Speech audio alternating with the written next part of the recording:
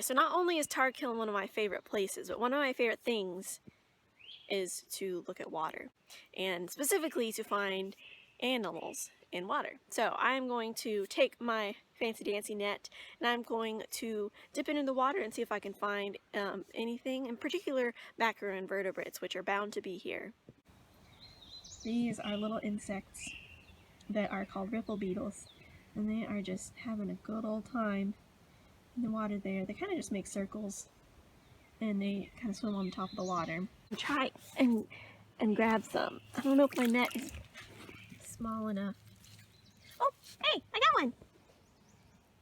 At least I think that's a riffle beetle. It is a beetle of some sort. Oh, there we go. Whoa!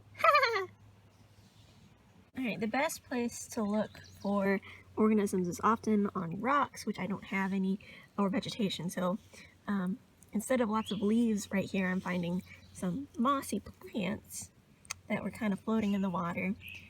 So I'm going to look for anything that's moving in it. And I'm not seeing anything yet, which is okay. You know, I'll always find things.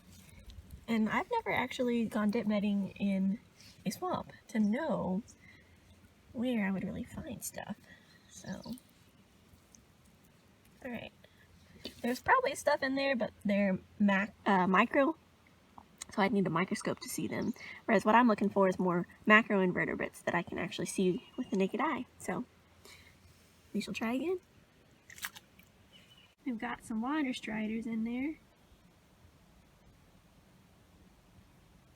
It's not moving, so you can't tell, but these are insects, oh there you go, that are able to be on the top of the water and move around, and they're really awesome. I'm so excited! I did it! I got a water strider.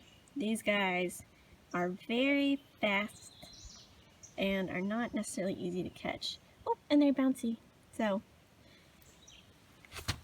they're very common macroinvertebrates that can really be found in any quality water.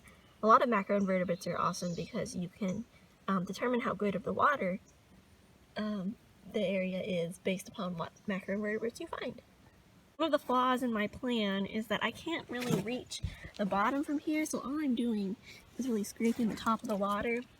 And there are some macros that live on the top, like water striders and the riffle beetles, but a lot of the organisms probably closer to the bottom, so I'm not actually able to get any of those. The water looks deceptively deep, but it's only about knee height. And this is an area that has water year-round, so some of the wetlands and forests are only temporarily filled with water during large rain events, but this is one that always has water, and thus there's really not a lot of new things that are growing, except for perhaps on some logs we see some vegetation, because there really isn't the ability for new vegetation to come in. It's a pretty flower. Looks like its roots are just kind of